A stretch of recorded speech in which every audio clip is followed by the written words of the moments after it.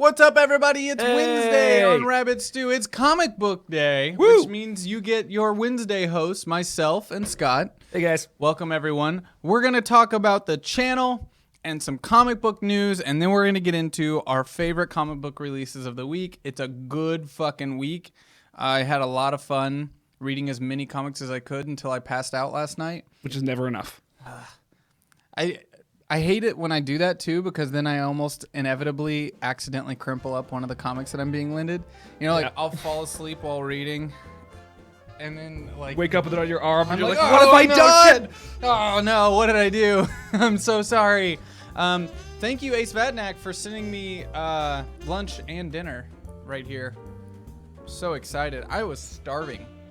We'll do the Absolutely comic book day song when we actually get to the comic book day conversation. No. It'll slow your roll. It'll be there. It'll be here. Did I read all of his comics? All of my comics? No. No way. Look at this stack. I ain't got all day. I don't think I've been able to say that I've I got a read company all to my run. comics in years. There's always more. There's never you're never done reading comics. I catch up throughout the week. I fall asleep every single night reading comics. That's how I go to bed. But right now, I'm catching up on Valiant stuff and rereading a lot of it because we're going to be doing a Valiant RPG here. So I'm like catching up. I'm having to like refresh my memory. It's like I know all this stuff, but you forget. You just take in so many comics. You're like, oh, God. All right, Shanhara. Got to remember that. Got to remember this. Got to remember all this stuff. So I've been catching back up. That's why it's hard for me to keep up with my pull list, is that, like, I've got all the stuff and I can handle it, but I'm never just reading my pull list. There's always another series I'm reading through. Right now I'm reading through all of Fables, which is 150 issues plus a bunch of tie-ins, and they're so good that I can't read anything else. So everything else is slowing down, and there's been a series doing that at some point for, like, my entire life. That's what I usually do, too. I'll have my weekly pull that I'm reading, and I'll have a collection that I'm trying to read to catch up on. Because I want to read all of the good collections. And there was a time, like 4 years ago, where I thought, I'm caught up. I've read all the great works. And then I started, like, getting back into new comics again. I was like, holy fuck, never mind. Now there's all this stuff. Yeah, comics don't Collections slow coming down out for you either. Every month that are fucking amazing. So much fun. Every month, the big two alone put out about 100 comics. And that's, like, scratching the surface. It's great entertainment. Guys, welcome. Welcome to the show. We have lowered the bar today. I'm on the show, so you know what that means. Let's get those trolls started. And the big news is tonight, Corp Wars is back. Woo! 5:30 p.m. The Corp Wars will begin. So get your donations in now if you guys really want to get to that next action point. Maybe your team needs to rally. What better way to rally than to troll Scott and I for the next 2.5 hours? Why not? It's a proven method. Woo! Why the fuck not? So get on it, Thumpers. Let's do this. So did you know we call them Thumpers? I did, but you're opening us up to just so much bullshit Get right on at the it, top of the Thumpers. show. Well, welcome to doing shows with me. Yeah. I'm Yeah. the When other collateral people do it, damage they get to, you know, maybe do a normal show. When it's a show with me, it's like, great, now you're signing up to be interrupted constantly. Sorry, I Over and over have the again. two dynamics. I've got my academic talk show where we don't even have any sounds or anything. Yeah, you guys get to just like do a show. Yeah, and then I come in here and like I don't have to. It's just I can just sit here and watch you guys make fun of Zac, and it's a lot easier. It's great. I just talk about superheroes. Oh, great. It's good fun. It's so great. So much fun.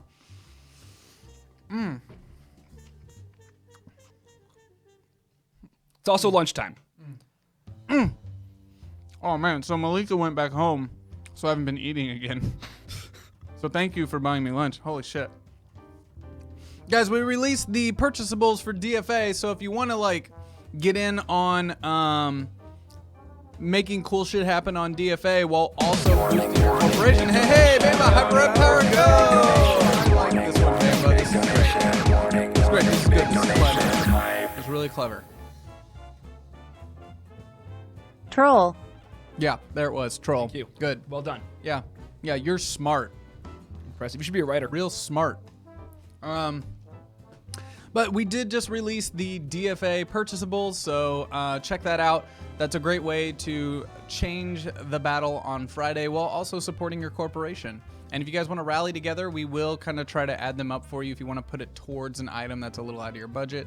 We'll do what we can to facilitate that. So I believe Alien Knitter just posted it. Yes, he did. Thank you for that. Guys, every 5 subscribers, we do a Steam Key giveaway. We have not been pushing for subs very hard lately, but we need to. And the reason we haven't, though, is I know everyone watching right now is the usual. The regulars who are already subscribed, which we also need to change somehow. So guys, we're up for ideas. Tonight on Honesty Hour, it's just going to be me talking to you guys. We're going to talk about the channel. I'm going to answer questions. We're going to really dive into the channel and what you guys think we need to do to help make this work. Because our numbers have gone down for the last 2 weeks. Let's fix it. I want to fix it. I want to get on that and I want to fix it. I want to fix that. We're constantly trying to come... we'll talk about tonight. Blah, blah, blah, blah, blah, blah. Later tonight. So coming up today on the channel, we've got Watching Paint Dry with Steph and Viking Lass, and then we've got our corporate news where the corporate wars are going to go down, and then after that, we've got corporate sins. We are still going to be doing the Edge tonight, so people can donate $25 to give Edge to a character they like, and we will have little tokens on the table today so you can see how much Edge they have. It's going to be fun. It's going to be great. Get them in now. There's just a few more hours left. Yeah. So it looks like, looking at the corporate action points leading into tonight, Shiawase is really fucking kicking ass on there. Horizon needs some help. Neonet needs some help. How could I help Horizon in this situation? I want to say maybe I'll just go join Horizon, but I feel like that would hurt them more than it would help them. You don't want to paint a target on their back. I know. I feel like I would. It's like, damn, I want to help people. That's what you should do to Shiawase. I want to help people. Join Yeah, them. join Shiawase and... Watch them all jump ship.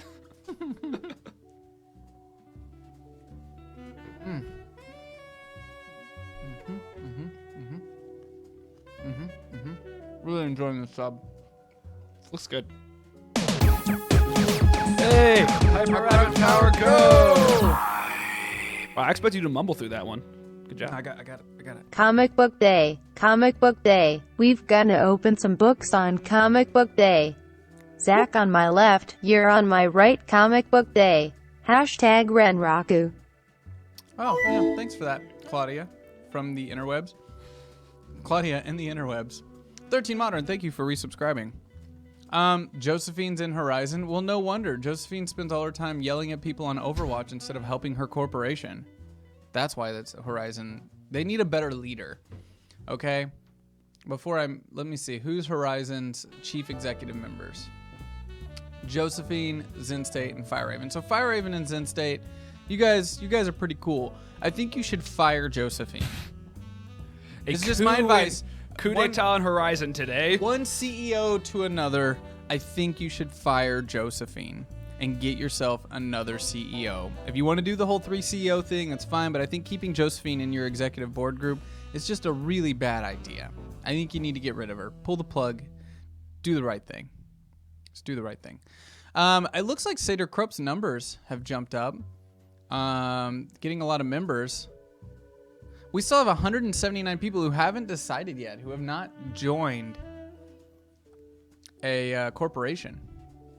That's a lot. What are you guys doing? Get in there, guys. Get in there. Oh, wow. What people don't realize is that joining, like, members are worth more than dollar amounts. Mm-hmm. So, like, if you rally for members, if you don't really necessarily, like, we don't expect everyone to just have a ton of money to throw around. Rally for members. Do your part to message people on Discord who haven't decided yet and, get personal with them. Don't just blanket statement and just be like, join our corp. Like, get personal. Get to know them. And if you haven't Be joined... friendly, fire Josephine. If you haven't joined, then do so. If you're trying to support somebody and you're like, I don't want to necessarily throw my hat in the ring, throwing your hat in the ring will help. Mm-hmm. You get invested, but you're also lending a hand. All right. It's a win-win. That's all I'm going to talk about with that crap. What else we got going on today? Next week's Trivia Hops. This is exciting. It's Alien Day. Well, the next day is considered Alien Day, according to 20th Century Fox, as a marketing ploy. And Is it like International Alien Day? Am I just going to see that on Facebook all day on Tuesday? Yep. I love Alien. Why do we though, so need I'm an fine international with that. arbitrary day every day for something? Because it gives them a chance to sell things. They're releasing a bunch of new products on Tuesday. I do like new toys. So I guess I can't be that mad at it. One of those toys is, pardon me, I'm hungry. An alien toy that'll give you the Heimlich if you choke on your sandwich. Her Reeboks from Aliens, sorry, her high top Reeboks. Those are going on sale on Tuesday. Ooh. I fucking want them so bad. I'm broke as fuck. I'm putting that on my list for Christmas next year. Woo! 9 months away from having shoes. Yeah, be cool.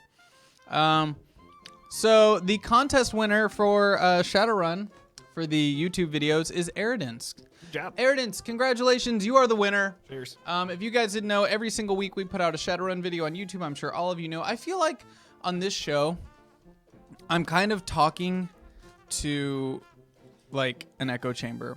They all know everything that's going on the channel because this is like the same people. There was a couple weeks ago when I felt like we were bringing in new people on this show. Now I feel like it's the same people every day. We need to schedule a couple raids. Maybe that's what we should do. We should schedule some hosting and raid exchanges to start sharing.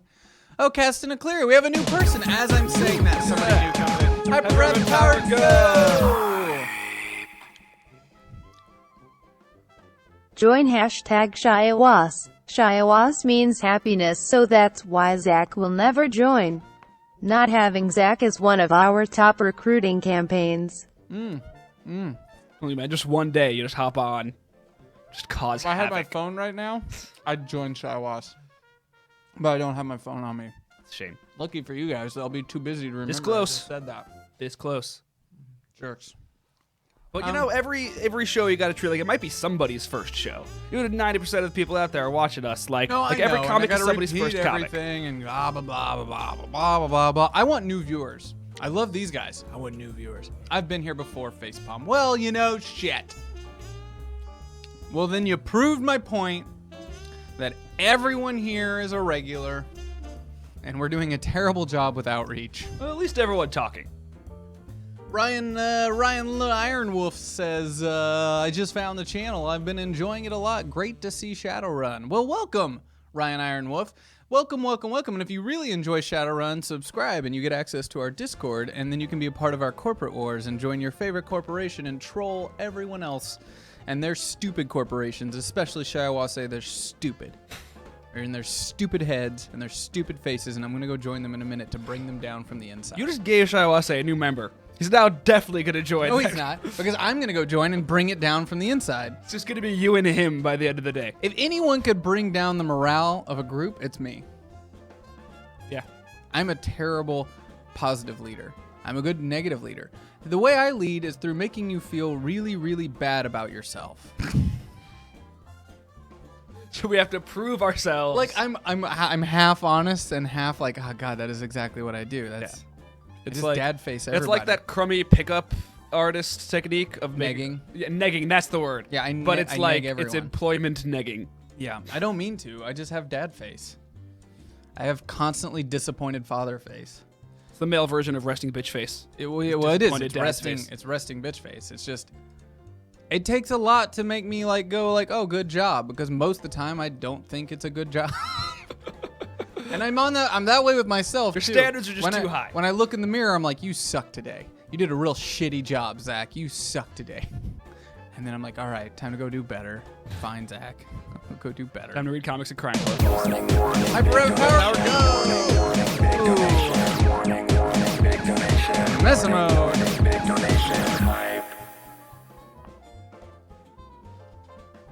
Join hashtag Renraku today for all the cool gadgets like the new line of J4CK4LS 515, Jackals 515. The brand new personal mechanical guard and or companion bot for you and your pets. Renraku, today's solutions to tomorrow's problems. Yep. Bakamano, welcome. Said this is my first time watching and or hearing about this, so All right, see, there you go. we got some new viewers. Thank you, random person that happened to find us. How did you find us? Where did you find us? These are the things. I need to make a survey. Because I'm curious. I feel like 85% of everyone that found us was through my last channel. And I don't know how people are finding the new one. Ryan Ironwolf did just subscribe. Holy shit. Hey. Wow, that worked. It did work. Holy crap. Now he's gonna join your corp, and it's Join gonna the be Corp you Wars. and two. The two of you. You know what, or Ryan should I want to say Ironwolf? now? You and I are going to make our own corporation. And it's going to be the Space Dragon one. Cryomancer Maurice. Holy shit. There we go. 2, 3 more. And we do a Steam Key giveaway. That. Wow. Wow. You know what? Wow. Another one. Talon Luck, first time. Talon Luck, first time watching. Hyper Rabbit Power. Go. The FDH. What's up? What do you got to say? Join hashtag Aries We Have Guns, Big Effin' Guns. And Joe too. Hashtag Kirby Crew. That was cute. Down with Joe. I'm also taking Aries down. Sorry, Joe. Is there anybody you want to? Is there anybody you want to win? Just like seeing everybody lose, right? No, I like the underdog. I like the underdog. The people that like pull themselves up by their bootstraps. That's why you won't join Horizon, because you don't want to sabotage them. Exodus Eagle. Not one of our priorities because I have tons and tons and tons and tons of data to actually show that having a website for a Twitch channel doesn't really do anything as far as increasing your outreach and involvement with the shows. But that being said, Vanderleest, who is a wonderful, wonderful volunteer in our chat room, is working on a new website for us because we, as a team, do not have the time and or resources to build a website. We just don't have that. There's no fucking way. But Vanderleest is really awesome, and he's working on the website, and he's working on a new theme for the website, so it makes it a little easier to find stuff, search around, all that kind of stuff. He's optimizing it. So thank you, Vanderleest. Somebody's working on it, just not us. We don't have time. Go! Alien Knitter is persona non grata for adding Zac to hashtag Shiawas. I hate him. I hate him so very, very much. F you, Alien Knitter.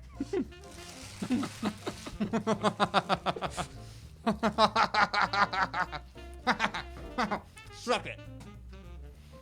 That Bugs is now following. Welcome. Hey, what's up? All right, so we're through some of that stuff. Let's talk about you guys and how awesome you are. I'm a piece of shit. You guys are awesome. So, we had a Shadowrun art contest.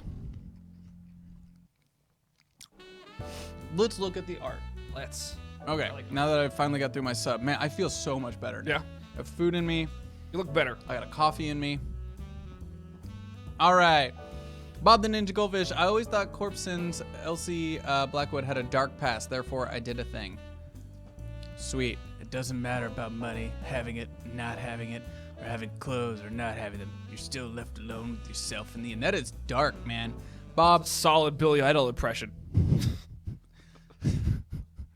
Hyper Rapid Power. Ew!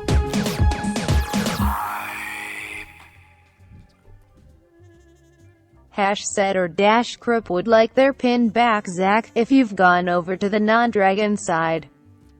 Satyr Crap, I never joined your corporation. I just wore your pin to troll people. Don't think so highly of yourself to think that I actually joined your corporation just because I took a picture with that pin.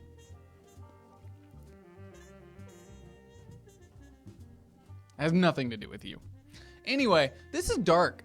And after playing Overwatch with Bob the Ninja Goldfish, I could see him getting pretty dark. He's so mad all the time. He's always yelling at us in his British accent. I mean, he says he's just talking, but it just sounds like he's yelling at us. Could be. Telling us to do better. Maybe if you did better, you'd see the softer side of it. That's true. Yeah, maybe if we were better at Overwatch. Maybe if Joe wasn't so terrible at the game. The people that see the worst side of me are the people that I play competitive games with, probably.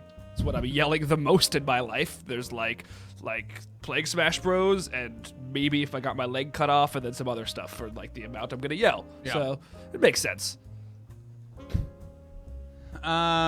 Samuel made this Sharpie art of you when I was on Elfcation. He is really good at art. Hashtag Corpsin. So Elsie Blackwood. Huh. Look at that. An in-game character did this art. Interesting. It's a pretty sweet Fang. Pretty sweet Fang. What's next? We've got...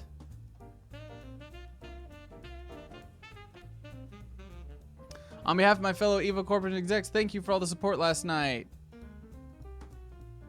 Team Cromwell. Awesome. All right. I'm glad we're having some teams show up. Speaking of teams, tomorrow night, I'm going to be playing Joe in Paragon, and it'll be Team Zac versus Team Joe. I will be the A team. Joe will be the B team. So you guys can start now deciding whose team you want to be on, Team Zac or Team Joe.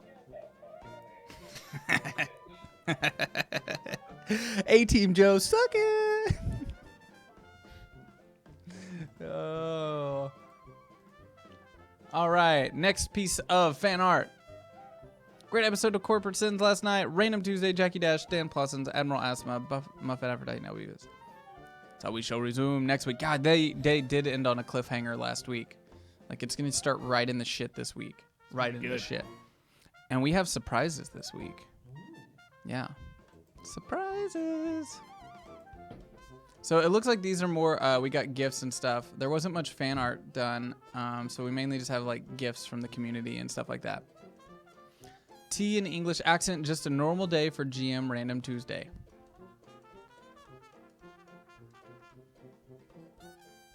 I like these gifts you guys have been cranking out lately. These are great. Thank you. We need to like have like a giant gift library on MGR or something. So you guys can like anytime you're like somewhere else and you need to, you know, post a meme, we've got you covered. We need a fuck yeah hyper RPG Tumblr. Yeah. For all of our GIFs. That's right. Fuck yeah hyper RPG. That's a good idea. Who wants to start the fuck yeah hyper RPG Tumblr? And just put GIFs on it. All right, oh, nope, we've got one more from Mondor the Great. Oh, nice. Claudia says, join Aries today. Mondor thinks Claudia cares. She probably does. Damn it. I don't. I really don't. All right, guys. That was the community content. We're going to pick a winner and get back to you guys on that. It was mainly gifts and stuff. It was a fan art contest, but we didn't really have any like hardcore fan art this week. So we're gonna talk that over and see how we want to handle that. I got one that was super legit, but they said they didn't want to be in the contest. That's true, but being a GIF maker shouldn't disqualify you either. No, it shouldn't. Gotta figure out our balance. We're gonna look it over.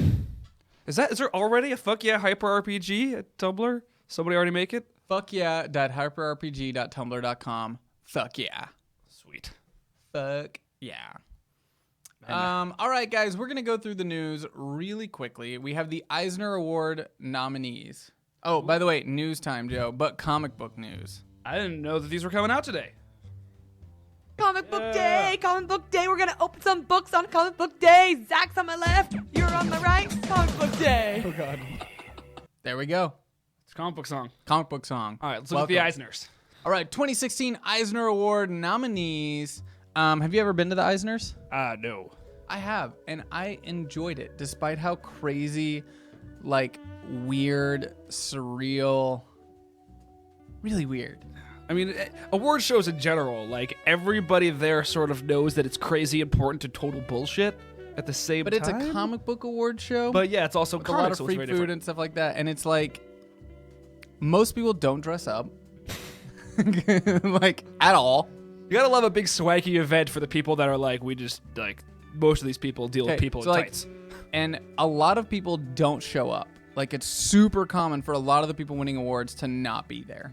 And so your head editors will pick up the award for them. So Eric Stevenson, as the head editor for Image, like, he was cracking me up because he just wore jeans and a button-up untucked T-shirt and really unkept hair and his glasses. And this is how he accepted almost all of the awards for people that worked for him.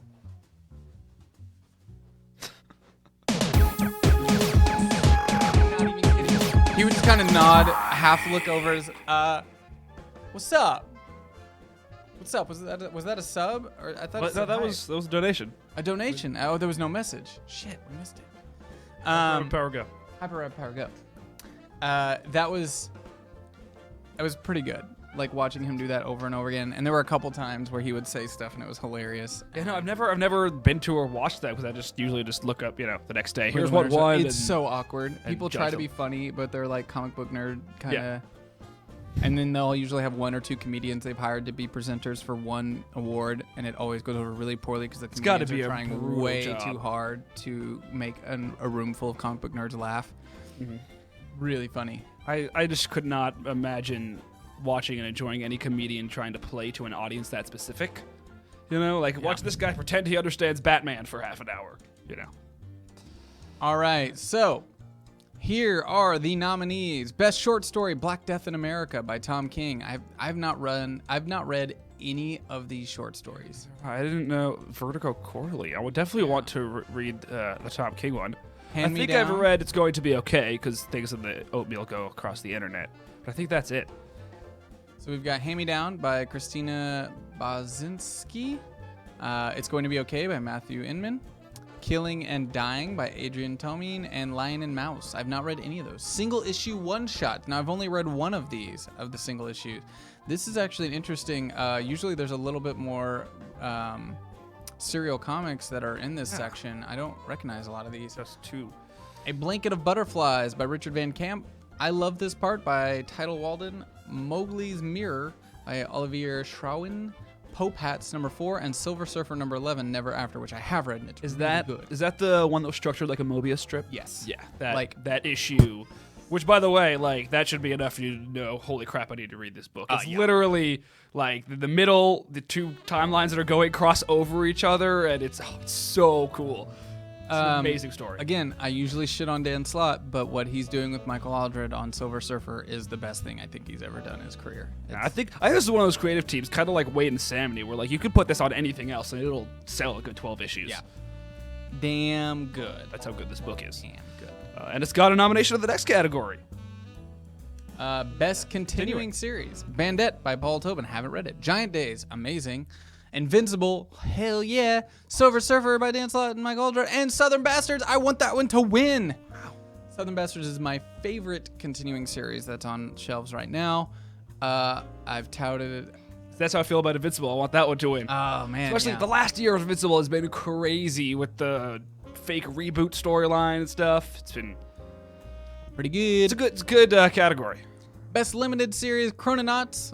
Pretty damn good. The Fade Out. Really fucking That was good. really cool. Lady Killer, also really fun and really good. Minimum Wage, I haven't checked that one out. And The Spire, which is also really good. I only know the top two of those, but they're both awesome. Those are all really good options. I have not read Minimum Wage. I'm going to try to check it out now because I love going through, seeing these awards and going back. Kind of like the Oscars. I'm like, oh, these are the books I need to go read Yeah, now. these are what I need to check out. Best New Bitch Series, Planet. Bitch Planet. That's got my vote. Harrow County by Colin Bunn and Tyler Crook. Kaiju Max. Monstrous, which will probably win as far as sales figures go. Paper Girls, and The Unbeatable Squirrel Girl. I'm surprised Unbeatable Squirrel Girl is Still on on here, new just 'cause series. Yeah, it's kind of 2 years old. Yeah, as well as just being nominee worthy as far as the things that it's doing that are, to me, a lot like a lot of other comics. If you're gonna do kind of a weird Marvel comic that's kind of silly, do Howard the Duck right now, not Squirrel Girl. But I don't know. I almost feel like Squirrel is a little bit more original with its how it's telling the story to young readers. that's a really good point, actually. That's also been missing yeah. in a long time without being Without talking down those- to them. Yeah, just those these are for kids comics, and it's just basically a right. Saturday morning it's cartoon definitely in the comic. a kid's comic, but yet it doesn't talk down to the kids at all. Paper Girls is awesome. That Yeah. one's got my vote narrowly above Bitch Planet. They're both so good. But you're probably right about Monstrous. Gonna probably win. Probably win. Best publication for early readers up to age 8. Anna Banana and the Chocolate Explosion. Little Robot, The Only Child, Shihiwi, and Written. Written and drawn by Henrietta. It's the name of The book, yeah. Best publication for kids 9 to 12. Baba Yaga's Assistant, Child Soldier, When Boys and Girls Are Used in War. Oh, that sounds heavy as fuck. Wow, that's Nathan for Hale's kids? Hazardous Tales, Over the Garden Wall, which is really fucking good. I didn't know they made a comic of that. Roller Girl, and Sunny Side Up. Best publication for teens: Awkward, Drowned City, March Book 2, Moose, Oshor, and Super Mutant Magic Academy. I haven't read any of those. None of them. March is great. That's the only one I've read, is March Gotcha. on there, which that's the one Congressman John Lewis Okay. is writing about the March on Selma Oh, sweet. that he was there for. It's really cool. Humor publications. Did we skip those? No, we got those. Cyanide and Happiness, Deep Dark Fears, Sex Castle, Step Aside Pops, A Hark, A Vagrant Collection. Hark a Vagrant. Hark a Vagrant is the name of the webcomic. Gotcha. So it's a collection of that. And You Are. Also, haven't heard of any of those. I've heard Cyanide and Happiness is that, they do those webcomics Yeah. that are like the webcomic version of Happy Tree Friends. Gotcha. Then Hark a Vagrant is a webcomic that's a webcomic. Best digital webcomic: Bandette, Fresh Romance, The Legend of Wonder Woman, Lighten Up, and These Memories Won't Last. Can't believe Legend is on here and Bombshells isn't. Like, Legend of Wonder Woman is good, but Bombshells is just better. Yeah. But it's still, that's a really good comic, and the art is fantastic in Legend. It's a beautiful comic. Best anthology: Drawn and Quarterly, Eat More Comics, 24/7, Mouse Guards, Legends of the Guard, and Peanuts, a tribute to Charles M. Schulz. Best reality-based book: The Arab of the Future, A Childhood in the Middle East, Displacement, a Travelogue, Hip Hop Family Tree, Book 3, that will probably win. It won last year, but it's so good.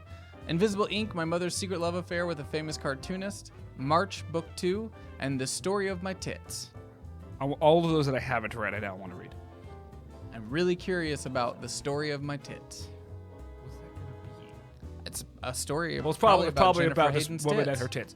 Yeah. I think it's pretty self-explanatory. Go. Eisner Award winning. Best graphic album: Long Walk to Valhalla, Nanjing, The Burning City, Ruins by Peter Cooper, Sam Zabel and the Magic Pen, and The Thrilling Adventures of Lovelace and Babbage. Thrilling Adventures of Lovelace and Babbage is really cool. It's basically like a textbook, but a comic book. I'm going to skip a couple here just to... Things that we understand. Yeah, because there are a lot of categories that are... Best writer, we got that one. Jason Aaron for Southern Bastards, Men of Wrath, Doctor Strange, Star Wars, and Thor. I wonder He's how these kicking work. So ass they just this choose month. the writer's collective body of work for the past year? It's just the best writer of the last year. I mean, Jason Aaron, I think He's that is killing it right definitely now. deserving, but like it's I a mean, weird. he could win for Star Wars alone for the last year. Men of Wrath kind of works against him though. That was a bad book. Yeah. It wasn't good. It felt so rushed. And then you compare it to like Southern Bastards, and you're like, buh. Bakamano following. Thank you for that follow. Hello. Hark a Vagrant is great, Zach. I will check it out. In Blackwood, I will check it out. John Allison for Giant Days, also really good. Ed Brubaker, The Fade Out, Velvet, Criminal Special Edition. Ooh, I need to read that Criminal Special Edition. I haven't read it yet. Yeah, neither have I. Fuck. Criminal's great. Go read Criminal. Do it. Ed And go read The Brubaker Fade House. in general is pretty solid. I feel like it's almost like a crime though to give him an award without Sean Phillips like attached to that award, because his writing to me is really good, but you take Phillips out of it and I'm like, he's half of what it should be. Yeah, that's true. I was gonna say that that's true in general of comic book writers, but like with Jason Aaron, that's not necessarily true. He's all over the place. I think The same with Remender. Yeah, and an average artist with Jason Aaron, he could pull a really fantastic story out of it. But yeah, Ed Brubaker, without the right artist, doesn't get, I think, the emotion that makes his stories great. Yeah, I feel like... Marjorie Liu, everywhere right now. This book is like 5 issues in right now? Yeah, that's it. Yeah. Monstrous. The obligatory Miss Marvel nomination. Yep, G. Willow Wilson. I thought last year that, book deserved all of the praise it was getting. I still love the book, but it's not as solid to me as it was last year. I feel like, and not necessarily against her will either, a lot of universe-changing things got thrown at her face, and Secret Wars fucked a lot of stuff up. But not to mention, when you have something that's a huge breakout success, everybody suddenly wants to get their hands on it. So she was writing this book, she had this great idea, and now it's, you're selling this company. yeah, you know? basically. And Miss Marvel's in every book now. Yeah, all over the place. Best writer and artist, Bill Griffith for Invisible Ink, My Mother's Secret Love Affair with the Famous Cartoonist. Nathan Hale with Nathan Hale's Hazardous Tales, The Underground Abductor. Sidney Padua, The Thrilling Adventures of Lovelace and Babbage. Ed Pisker for Hip Hop Family Tree, so good. Noah Van Siver, Fonte Bukowski. Related to Ethan Van Sciver? No idea. No idea. 2 different Van Sivers in the comics. There's 2 different Azarellos in comics. Unrelated. Best Penciler, Inker, or Penciler Inker Team. Michael Aldred for Silver Surfer. Really good. He's so good. Art Ops is really cool too. Yeah, The Art art Ops in is that really book fucking is cool. really neat. Cliff Chiang for Paper Girls. Erica Henderson for Jughead and Unbeatable Squirrel Girl. Jolie Jones for Lady Killer and Brides of Helheim. And Nate Powell for March Book 2. No, I don't think they. I know they don't like to do this, but I feel like every year Fiona Staples should just be on that list that she's working. That's true. Like, They don't wanna I do that, love though. Cliff Chiang. I think he might be deserving of this award, but he's better than Fiona Staples. I don't think so. Like, she's just. But how do you, I mean, you got to let other people win stuff. Yeah, but you also, like, if there's somebody who's the best, then you got to be like, hey, you want to win? Be as good as Fiona Staples. We should all aspire to be as good as Fiona Staples. Yeah, it's like everybody just, do everything from the bottom up like Fiona and be that awesome. Just an amazing Why cartoonist. can't you be that talented? Best painter / multimedia artist, Federico Bertolucci for Love the Tiger and Love the Fox. Colleen Coover, Carita Lupatelli, Dustin Nguyen, and Tony Sandoval. Best cover artist, David Aja for Hawkeye, Karnak, and Scarlet Witch. He's got my vote. Look at this Karnak cover.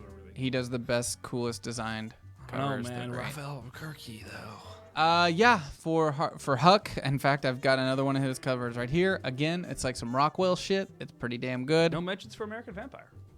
Amanda Connor for Harley Quinn. Those have been really cute covers. They're cute. consistently for the whole time. Yeah. Joelle Jones for Lady Killer, and Ed Piscor for Hip Hop Family Tree. Best coloring, Laura Aldred for Lady Killer, Silver Surfer, and Art Ops. Really good. Jordi Belair, she's got my vote on anything she does. Jordi Belair is my absolute favorite colorist in comics.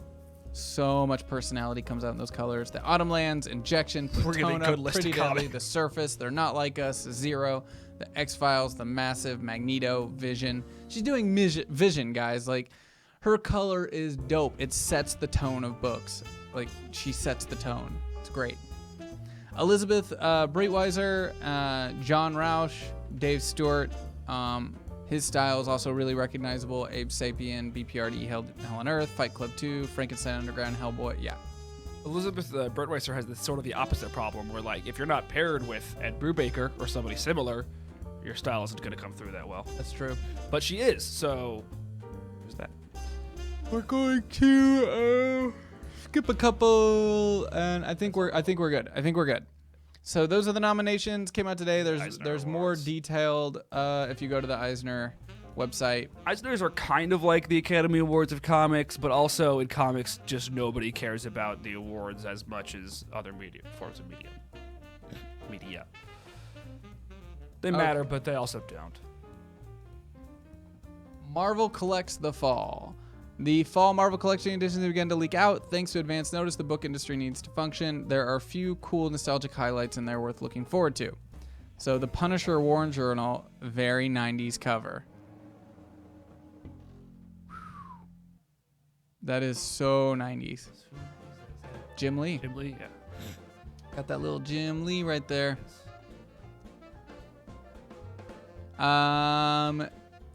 So it looks like there's going to be a couple 90s style. Damn, man. Talk about childhood memories. It's like slap right in the face. Marvel is so into bringing back the 90s right now. God, there were a couple like... Infinity Gauntlet, man, they've got some new book coming out with Winter Soldier in it, and the cover for it looks like so bad, like the bad 90s. This is fun 90s. These covers are a fun way to remember the 90s and the books we collected as kids, but It's important to remember the 90s were good almost as much as they were bad.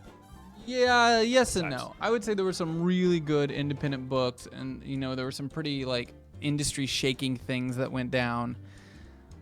But at least from my side of the stuff I read from Marvel and Image, when I go back and I read it now because I love to go back down that road, a lot of it's so bad. A lot of it is bad. And that's also, though, I mean, with any big two, like, and you take any 5 years out of comics, more bad comics come out than good comics. More bad media comes out than good media. It's because it's easier to make bad stuff than good stuff. And it might be also, and Marvel in the 90s just year after year just kept torpedoing the industry in so many different ways. Where, like, DC, they made one mistake in the 90s that was bigger than, like, any mistake that's been made in comics, which was the death and return of Superman. Yeah. That was the big thing. But other than that, they were just sort of cruising. But, I kind of liked the old electrical suit Superman thingy, whatever. They did that, and that just falls into that Superman. They're always just trying to do weird shit. And with Superman, Amalgam, and it just doesn't and work. the Clone Saga, and Amalgam. man, the fucking Clone Saga. Yeah, that happened. Well, you don't love Ben Reilly? For so long. No, I do. See, here's the thing. There's good things that came out of it, but as a like, hey, you like Spider-Man? Here's your next couple years of Spider-Man stories. Couple fucking years. Yeah, and that's why, like, it's funny because people talk about the death of Superman all the time as DC's 90s. This is what they did wrong. Free Range Games, thank you for following. That lasted 9 months, and like we got like Doug Moench Batman, we got No Man's Land, we got like there's a lot of good stuff. We had Denny O'Neil writing Batman for a while. Like in the 90s, DC just sort of cruised for a bit, and then also Vertigo happened, which they like were look at all the Neil Gaiman, look at all the Grant Morrison. I would say the Vertigo was the best shit DC did in the 90s. They did some great stuff. Oh yeah. I mean, that's why like towards the end of the 90s, they grabbed all their Vertigo writers and were like, write our main line so you could save it. Yeah. Namely Grant Morrison. Gazillion teams up with Ubitus to take Marvel Heroes 2016 to Asia. Interesting. You play the Marvel Heroes? I do, a lot actually. Well, I used to. I haven't had time lately, but I really enjoy it. It's fun. We used to play with a lot of people in the chat room too. It's a lot of fun. I enjoy that game. Marvel Heroes to Asia, Taiwan-based Ubitus will take the popular massive multiplayer role-playing title across Asia and will also enable streaming of the game to a variety of computing platforms. Interesting. So really trying to open up to that Eastern market. Starting with Korea, and then launch in Japan shortly after Korea. Interesting. I'm interested to see how that goes. I know Marvel's been trying really hard to tap into the Asian market in a lot of ways. I'm also excited to see how in like Civil War they talk, because any movie they do now, they try to somehow make sure it can appeal to an Asian market. So I wonder what they do in Civil War. Well, just having Spider-Man in it is huge. Like Spider-Man is the best-selling international comic book character by a massive margin because he's the only A-lister whose mask covers his entire face. So you can be anybody underneath and look like Spider-Man when you put on the mask, whereas like I can't even look like Batman because I have a beard, So that might be just part of it too. It's just like, hey, we've got Spider-Man now, and that makes everybody go apeshit. You can now watch artists create VR paintings in your browser. What do you mean in your browser? If this is about... Does that mean that they can tune into our Twitch channel when you're from the doing artist your thing? perspective with Tilt Brush.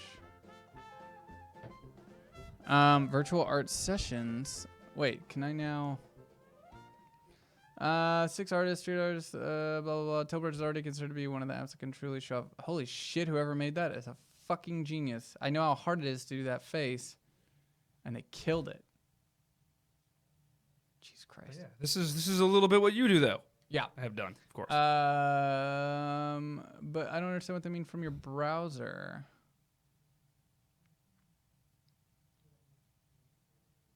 Oh, tilt brushing can be viewed directly in the Chrome browser. You can watch the works come to life from any angle, including from the artist's viewpoint. So yeah, it's just about watching somebody use the VR. I'm curious. So they're saying, well, where's a link to it? I want a link. Virtual art sessions.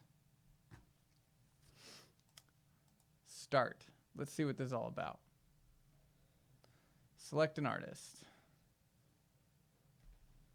Did I select somebody? Yes, I did. Oh, so they've got this person creating, and you can watch them do their thing from whatever angle you choose, including their perspective. Yeah. So it'd be like watching our Twitch stream, but with more control. Right. So we have fashion designer here. And you can choose the different angles. Interesting. I kind of think it'd be huge for universities. I wish we could incorporate this when I'm working on our show and just have this like in real time up on our website. Pillow Zac? It's pretty cool. Well, again, I can't think of it being that useful because how many artists that you'd want to watch their whole process like this are using these rigs? But if you could put together, this is just Google teaming up with. It's their team exactly. for sure. So that's the limitation of it. But you could put together some educational material, right? This is how professional designs a dress. This is how professional designs this, that, the other thing. And for design schools and art schools, this could be huge, seeing the process from multiple angles. Interesting.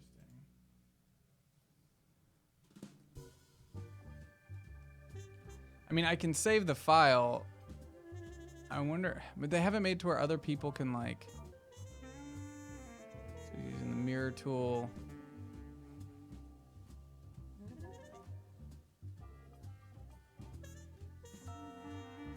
Where's the one where you can look from their perspective? I don't know, this is taking forever to load. We should just talk about comics. I wonder if from one of these you can move to their perspective. Oh, it's right here. Oh, look at that. There you go. Yeah. It's pretty cool. Yeah, it'd be cool for us to somehow create a way for people to do that with our show. Well, I Just would giving me imagine ideas that we can't accomplish. somebody's going to see this and think, all right, now I'm going to make my own app or my own game for a VR console that does this drawing program, but also has this video you can send to somebody else afterwards. Because imagine when something like this comes out and it's proprietary technology, somebody's going to figure out how to do it in a way they could sell it to normal people, like us. I mean, this is almost exactly what we do. It's just that when you're in here, I don't know. I guess when you're watching from their POV, you can't. But here, you could spin around. So really, it would just be having a 3D camera that allows the person to decide what viewpoint they want to look at the object on. And I don't think it would work in real time. These all look like recorded things that are then processed and stitched together. Yeah, it had to be constantly rendering a 3D, Yeah, you know, whatever. 3D landscape. All right, you want to talk about some comic books? Sure, let's talk about some comic Let's books. talk about comics and books and stuff. All right, remember guys, if you want to know what's coming out this week, head over to Alter Ego Comics. It's sublist.alterego.com, I believe. Yes. Alter Ego Collectibles. Sublist.alteregocollectibles.com. And you can organize by the week books are coming out. You can organize by publisher, by writer, all that good stuff. The #1 most subscribed to book is Tokyo Ghost #6. I fucking love this book. It was going to be my pick of the week until I got my email from Valiant about what they got coming out this week. And then now it's no longer my pick of the week. You definitely continue to see this guy's dick in any scene that he's in. It gets pretty graphic. It's a really graphic book and a graphic future. But this is the second story arc. The last one ended pretty shockingly. And this one starts off pretty shockingly. It's pretty good. Sweet stuff. And governments have collapsed, and it's just corporations and media and all that stuff. I don't know, it's an extreme version of what we have now, but it's all done very vividly. It's drawn really well. Someone comes back in this book to Happens when Rick Remender and Sean Murphy work on a comic together. Yes, man. It's just like a sci-fi future Tokyo kind of place where all you watch is ads nonstop. Everyone's got like TV pumped directly into their brain, and it's like hundreds of channels and all this stuff. And governments have collapsed, and it's just corporations and media and all this stuff. I don't know, it's an extreme version of what we have now, but it's all done very vividly. It's drawn really well. Someone comes back in this book to haunt Lead Dent, and it's awesome. It's really good.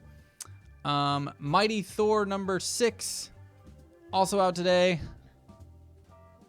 Unfortunately, I was not given this book to read, and I'm really bummed about it because this is one of my favorite books. Shit's going down in this book recently, right? Well, this is Something going from Loki? back, though. This is not Jane Foster Thor in this issue. A throwback Thor's Day, a special tale of young Thor adventuring in the age of Vikings. Meanwhile, Loki conjures up a dark and powerful new enemy, Viking Hulk. Guest art at Rafa Gara's brings savage Norse action because you demanded it. So this is a throwback issue. It looks like a one-off. Is this Taking a like break. we've had Jane Foster as Thor for like a year and a half now, so we just need the most like testosterone-filled issue of Thor we could come up with. I'm sorry, but the Jane Foster Thor books are pretty testosterone-filled. Holy shit. That's true. They're not. There's so They're much they're ass definitely beating. like they're so fucking Thor comics. They're Thor comics. There's lots of hammers This is just to faces. so like savage Norse action because you demanded it. Did I? Did you? Yeah. I mean, my favorite run on Thor that he did was when it was the past Thor, current Thor, and future Thor all in one book, and like how their stories all intertwined together. It was fucking great. It would be cool if this built into something like that. If this was more than just let's fill in because we're late for a month, which probably is what's happening here. Yeah. That happens all the time in comics, by the way, if you guys don't know. They have extra issues ready to go in case something's late, so they can just put out this little one-shot to fill time. Deadpool number 10, no cover on this one. Hyper Rep Power. Ew, let's get those donation trains going. Hashtag Defy Hashtag Horizon wants the Marauders to have the best camera coverage, even in the rear. Also, thanks for the concern, but Josephine's golden parachute would destroy us. Josephine's golden parachute would destroy you, huh? Maybe I'll just kick Josephine. Here's the thing, as Space Dragon of the Corporate Wars, I can do whatever the fuck I want. I could go in there and I could be like, bye, Josephine. Bye. You guys poked the bear. Do whatever I want. It's fun. I can do that. Deadpool number 10. When two unkillable men go to war, there's bound to be collateral damage, but this time Deadpool is serious about it. Now, did I read that one, or was it a different Deadpool that I read last night? Because I don't think it's that Deadpool that I read last night. Did you read Deadpool fighting Sabretooth last night? No, I read Deadpool and the Mercs for Money number 3. Yeah, it's different. Different book. Also not as good as the current run of Deadpool, so that's probably why I didn't enjoy it. Who's writing that? This one? Same team? No, You it's still not. digging? It's not. It's not the same team. It'll probably be in here. Spider-Man and Deadpool number 4 also was not in my pool. Double date, Deadpool style. Spider-Man finally agrees to hang out with Deadpool outside of adventures, but he might regret it when he discovers that his date is a friend of Deadpool's wife, She-Claw, Demon Queen of the Monster Metropolis. I found out recently that Ed McGuinness apparently is very involved with the writing process of the books he works on and brings Really? a lot of the comedy. He was the artist for Giffen and Mattias's Justice League. I can't believe it's not the Justice League and the silly Super Buddies books. And I recently read an interview where those guys were like, yeah, McGuinness was like the whole reason why that happened and where a lot of that comedy comes from. So him being on Deadpool makes a lot of sense. Obi-Wan and Anakin number 4 was in my pool. Didn't have time to read it. It's not my favorite of the Star Wars books, so I'm having a hard time getting through it. What time period does it take place in? Before Vader time. Okay. But like how old is Annie? It's like right between episode, like, I think 2 and 3. Okay. Does he look like Hayden Christensen? Yeah. So I just don't care. Yeah, I haven't that's the read it Anakin yet. I care about. Like, of the most interesting character in all of fiction, I just cannot at all care about him when he's like 20. Yeah, I don't get into it. I'm like, meh, don't care. Cullen Bunn is writing that that Deadpool and the Mercs for Money book, which makes sense. Thank you. I cannot see your name. 'cause it's Extraordinary blocked by a X-Men number 9, Apocalypse Wars, Part 2. Trapped in the distant future, Colossus and his team of young X-Men race across the dying Earth to protect the key to mutant kind's survival. But Apocalypse and his new horsemen are in hot pursuit, eager to take it from them. Will the Extraordinary X-Men arrive in time to save the future and their species and their friends? It's the future of their species and their friends. I haven't read any of the Apocalypse Wars yet. I'm kind of holding out till it's all collected in one because I'm not crazy about the current lineup right now, except for Uncanny. So, Uncanny and All New. I like those 2 books right now. The other X-Men books have kind of like, I've got to pick and choose now. I've got so much to read. I got to pick and choose, and this hasn't been on my list. So if anyone else has read it, let me know. I did check out Lazarus Source Book number 1. What is that? Okay, have you ever read Lazarus? No, Greg but Rucka? okay, it's to do with that. Fucking great. It's so good. It's been coming out for a couple years now. If you've been wondering whether or not you should jump onto Lazarus, check out this book. It's in stores today. It is a kind of an almanac or about what I like about Lazarus is Greg Rucka is really good at world building. It's the same reason I like Eric Stevenson's Nowhere Man. The world building is top notch, and he goes deep into detail in this book about kind of like Tokyo Ghost, but not, in that in the future governments collapsed around the world, and I got it somewhere. Where did I put it? Oh, it's right here. And people with money bought up all these different land masses. And the Carlisle group is what Lazarus, she, the lead character of this book, she is the Lazarus of the Carlisle group. She's a genetically modified security force, basically, in herself to protect the assets of the Carlisle group, which is a family, and each family member, but blah, blah, blah, blah. But the family lies to her and tells her that she's their sister, she's a part of the family, and she's starting to uncover part of the truth and figure out who she really is and all this. It's a good book. Check it out. It's a really thick little almanac about the Carlisle family, what they control, how they control it, what regions they control, how their shipments work, all that stuff. It's pretty deep. And it looks like it's leading into something big. Maybe. Or is it coming out of something big? Coming out of the something main big. book? All right. Or leading into the bloody events of Call.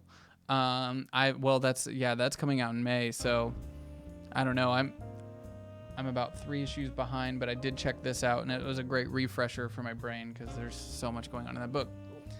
Okay, this is the one I did check out, Deadpool, Mercs for Money number 3. It was okay. It didn't have the like pop and fun and like really great character work that the official kind of Deadpool book has right now.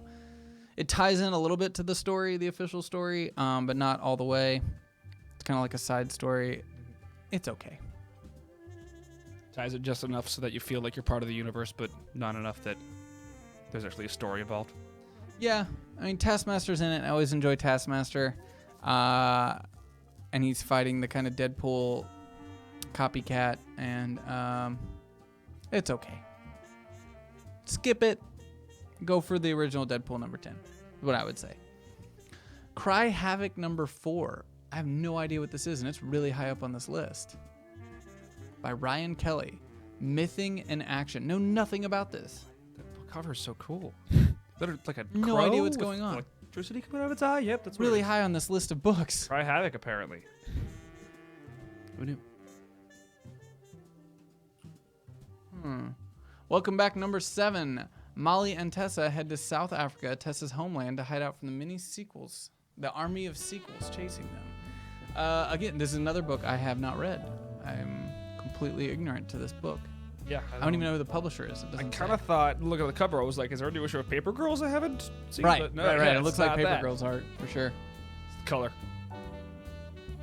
Lumberjanes number 25. We got that in our stack. It was on I was going to read it earlier, and then I had to work on the Shadowrun edit.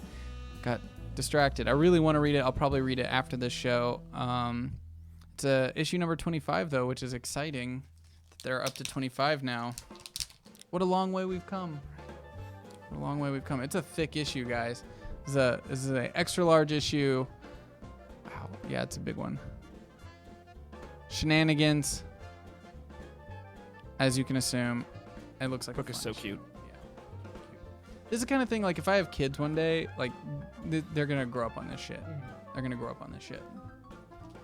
Every year for Christmas, I give my cousins a graphic novel, and I just gave my little cousin, who's a 14-year-old girl, a Lumberjanes. Actually, you know what? I think Hopefully she's gonna read Joyride. all of it. I think Joyride #1 came out today. Did it? I think it did. I think Joyride #1 came out today, or was it last week? Anyway, well, we have a signed copy of Joyride out there. Maybe we'll just give it away at the end of the show, That could be cool.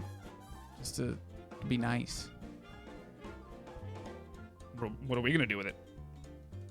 Yeah, I've got 4 of them, all signed by the creators. Jim and the Holograms #14, East of West #25. I did have time to read East of West #25. The smashing conclusion of East of West Year 2 begins here. Witness the eventful last gathering of the Chosen before the apocalypse begins. No one gets out alive. Have you been reading East of West? No, I don't read. It's cool as shit. It's like a fucking Western, but not in the future that's not the future kind of thing. It's like Star Wars badass style. Like, it feels like that long time ago Galaxy Far, Far Away thing where it's like, this is the past, but Western style, but like giant machines, and it's divided similarly to Tokyo Ghost and all those other things. The country is divided in different land masses and all this stuff, but it's cool. And the apocalypse, the horsemen of apocalypse, like reset culture and all this kind of stuff, and all of them are reborn at the beginning of book 1 except for Death. So they're all born as like kids or whatever. And Death chooses not to because he fell in love with someone and some shit went down, and you're still figuring out all the shit that did go down, and Death feels betrayed, and he's making his own personal mission to bring this system down. And having Death as a lead character is really fucking cool. It's a really, really fun book. The art's really great. Nick Dragotta has done some really great stuff on it. Check it out. A lot of fun. What else we got? New Avengers #10. I did not have this one in my pool. I want to check it out, though. Or Standoff. It's a Standoff tie-in. I don't really give a shit about Standoff, though. Maybe I'll skip it. Look at this description. The American Kaiju, Sunspot, AIM, Standoff tie-in. Just like, you really have to be caring about this story to care about that issue. Yeah. Yeah. Yeah, I don't know. I like the whole scheme of Sunspot being an Avengers, like running his own version of Avengers outside of the other Avengers. I like it a lot, actually, especially after the Secret Wars stuff and how Hickman built him up. But I don't think they've fully like utilized it yet. Now Ewing is doing some amazing stuff with Ultimates and stuff like that. I fucking love it, but we'll see. We'll see. I don't really care about the Standoff thing. Let's see. All new Hawkeye #6. Also not in my pool. Man, I missed a lot this week. Young Kate Bishop understands the kind of man her father truly is. A wiser Clint Barton gives his all to prove that he's someone Kate can trust. The climatic story forever redefines what it means to be a part of Team Hawkeye. Well, I want to check that out. Damn it. Wasn't in my pool. Ugh. That was good. I have to pick it up. Now, we both checked this one out. We don't have a cool cover to show as much. Yeah, you want to talk about it? Yeah, sure. So Chew is awesome. It's so good. Chew is between its penultimate and its final story arc right now. And so during the break, they have this one-shot Chew Demon Chicken Pollo. Wait, you said final story arc? Is Chew coming to an end? Yeah, there's 5 issues left after this one. Wait, what? Yeah. Yeah, I mean, all throughout the series, they have that flash forward to issue 60. Damn it. And issue 55 was the last one that we read. You're right. I know, it's heartbreaking. So, Pollo is in hell. Pollo is the badass chicken of Chew, who is just really, really badass. That's it. That's all you need to know. So, this book was not what I expected, but still fun because it was more Pollo. It was started out as a kid story. This guy just telling his possessed daughter about the story of Pollo, and then Pollo pops up, and then that's it. Which it kind of had to be at this point. Fun book, though. You can't deny how much fun it is when Pollo shows up. Yeah, absolutely.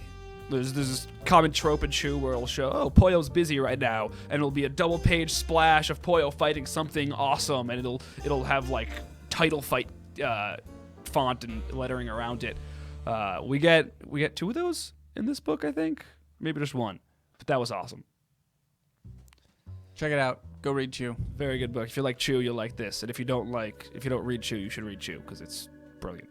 So we've got Tomb Raider 2016 number 3, Switch number 3, Totally Awesome Hulk number 5. Also not on my list. It's probably a continuation of the kind of Monster Hunter storyline. Uncanny Inhumans number 7. Also This one I not did my read. pool. Yeah, did you check it out? Yeah, it is. I like his character, by the way. The conclusion, sort of the Quiet Room story arc.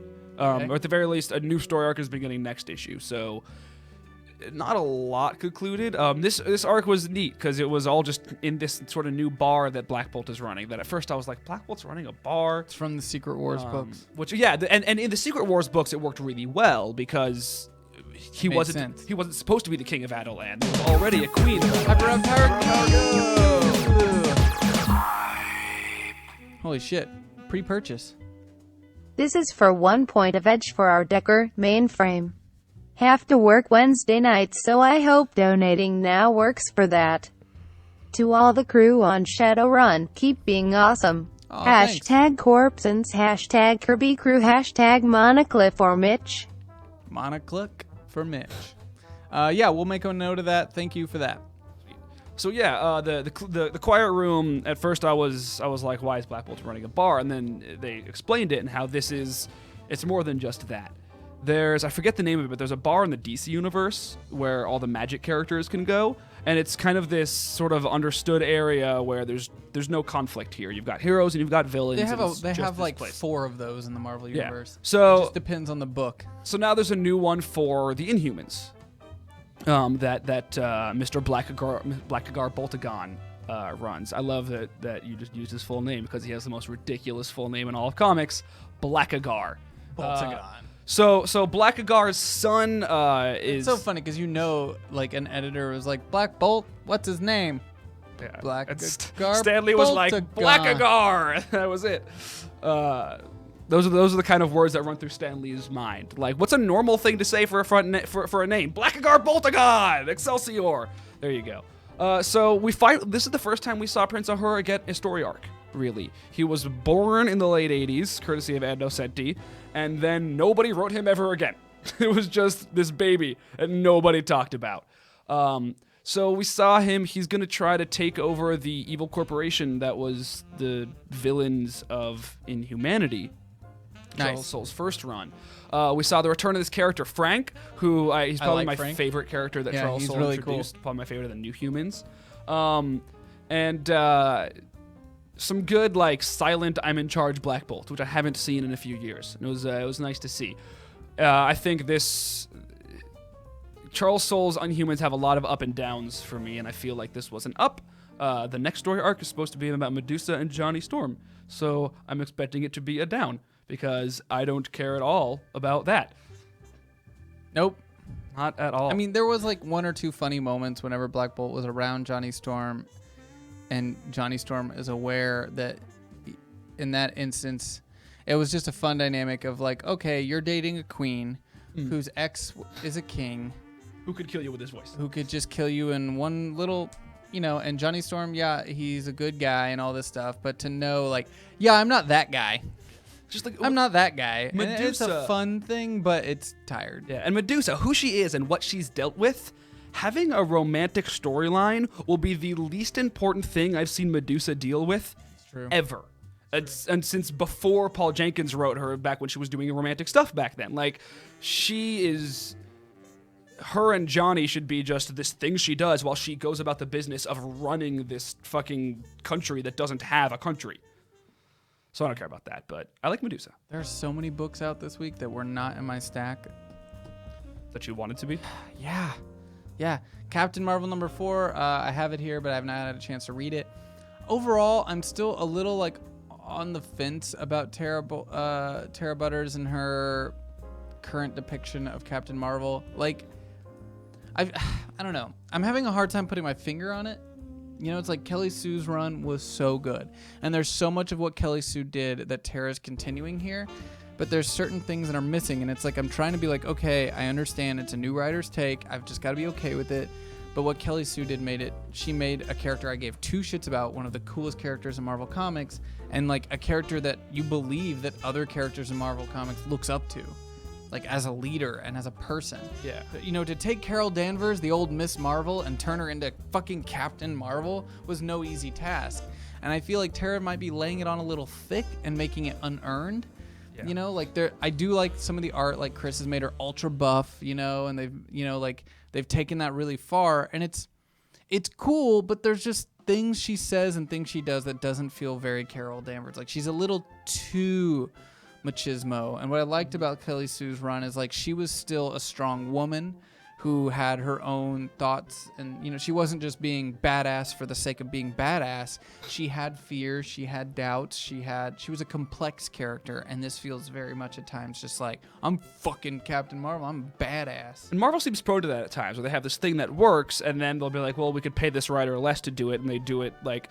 But the idea is, if you're gonna follow a really great writer on something, Oh, it's so tough. yeah, it's so hard. And so if you're gonna try to preserve what they did, you have to add something new instead of just doing the best you can at their Yeah. thing. We're like, Which is why I think Charles Seal doing the difference with Daredevil from Mark Waid's is like, Yeah, just that's go a totally new direction. And that's why that's working. Because, yeah, you can't just follow Wade and Samney if you're going to do a cheap imitation of them. Whereas DC does the opposite, where they're like, oh, this thing's working really well. Let's just never do it ever again. Yeah. And cancel it. That being said, I feel like Jeff Lemire is trying a little hard to keep Hawkeye with some of the same tone and feeling that Fraction did, and it does feel a little disjointed at times. Like you're kind of like, Yeah. Superman, Lois and Clark, number 7. Are you reading these? I'm like 2 issues behind on this series. Or no, maybe I'm not, because that cover looks familiar to me. So I think I saw it in like a preview. But I didn't read this one. This book is pretty neat. It's about the pre-Flashpoint Superman, who's been in the New 52 universe, and has a son and a secret identity. It's reading this every month when I read this book. It's like having your dad back. Really? Because this is Superman in the New 52. They made Superman younger, and it's good, but it's not quite my Superman. And this is the Superman, which I feel it feels rude to the other Superman to say that. But until like right now, where Pete Tomasi is writing Clark better than it has been in years, the last time like the New 52 Superman hasn't been a proper Superman, and this one is. So it's been cool to see this story. I think he's gonna end up taking over. The other Superman's dying, and this one will be our Superman. There you go. I think post Rebirth, but I have no idea. Captain America, Sam Wilson, number 8, A Standoff Time. Or Standoff. Damn it. I really like Nick Spencer's writing. I'll still check this out. I'm still going to give it a read.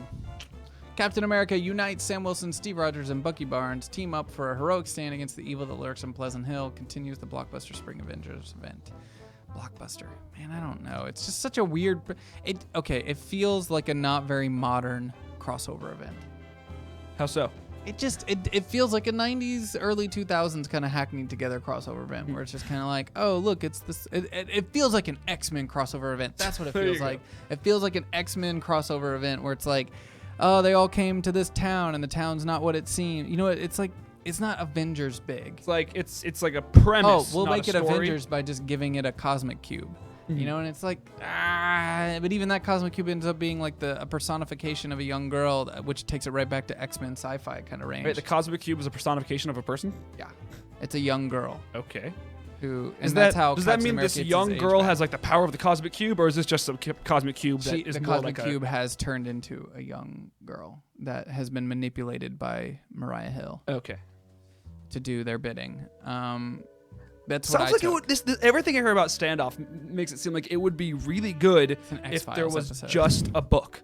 Like if it was just one book and this Yeah, was, it's not a tie-over or event. or yeah, if it was just a storyline in Avengers. If in Avengers all this stuff was happening where they went to this town and like and Maria Hill was doing all this stuff, that'd be cool. But instead, you got to read 14 books to figure out. I mean, some of the concepts are interesting, like you're holding prisoners against their will by making them think that they're someone else. And is that right or is that wrong? That sounds like something Captain America would take a stand against.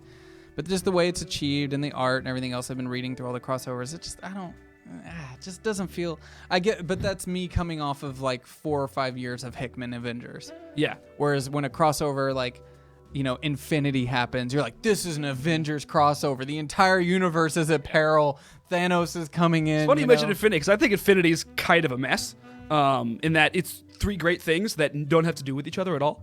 Oh, yeah? If you read just the New Avengers part of Infinity, you can understand it. If you read just the Avengers part of Infinity, you can understand it. If you read just the Inhumans part of Infinity, you can understand it. And those three stories are only in the same book because Jonathan Hickman happened to be writing all of them.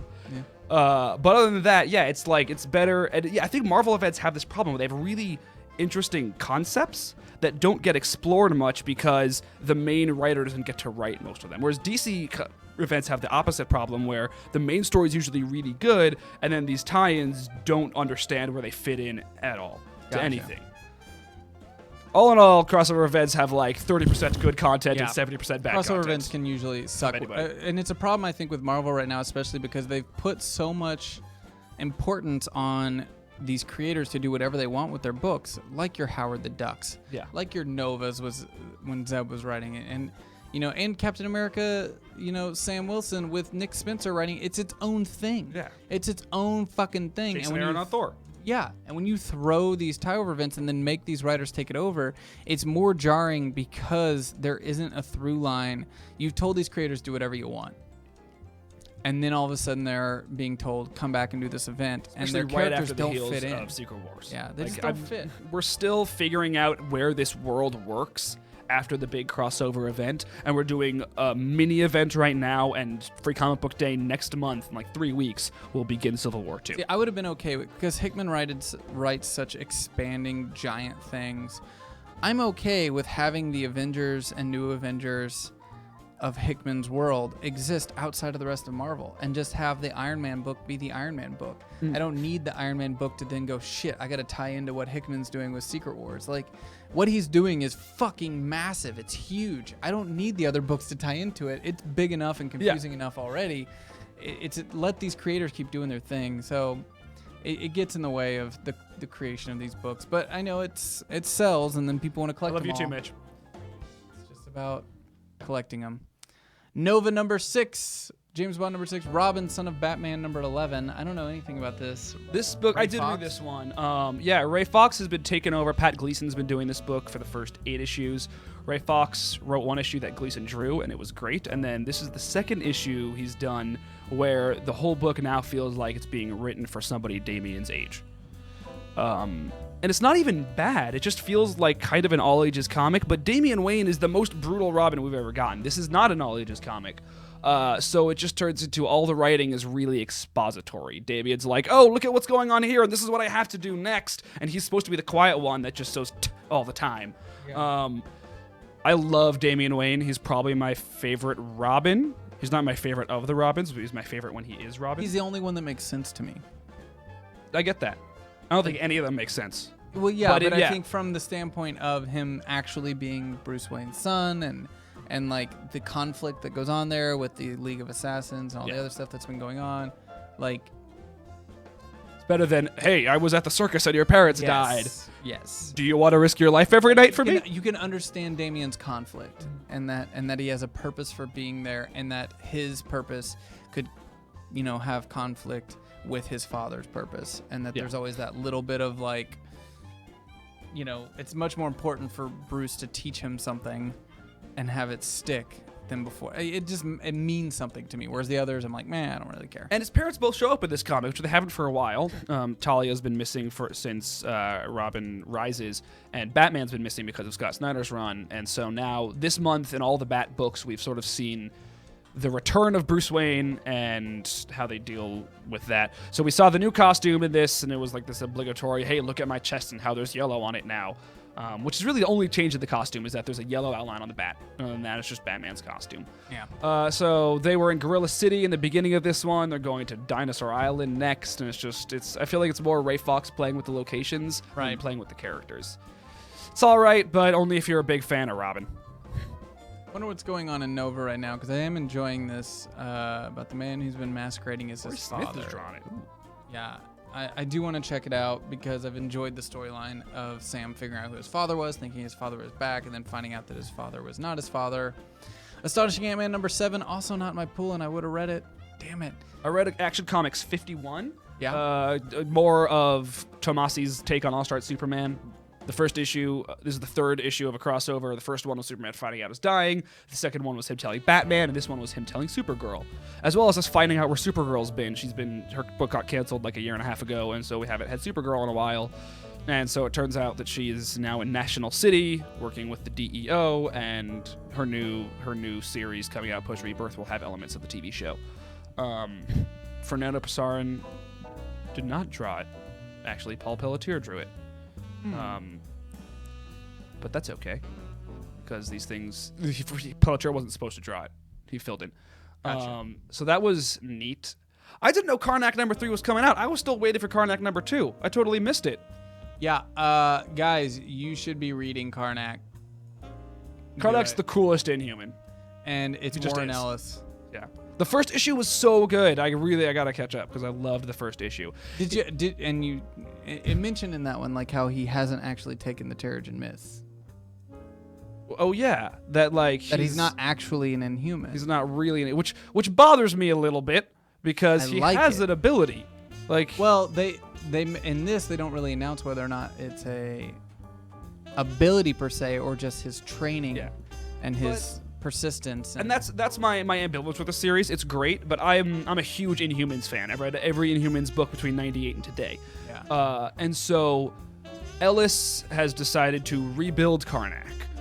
It's cool, but I still have to deal with as with anybody rebuilding a character, I have to deal with the internal conflict of why are you doing it?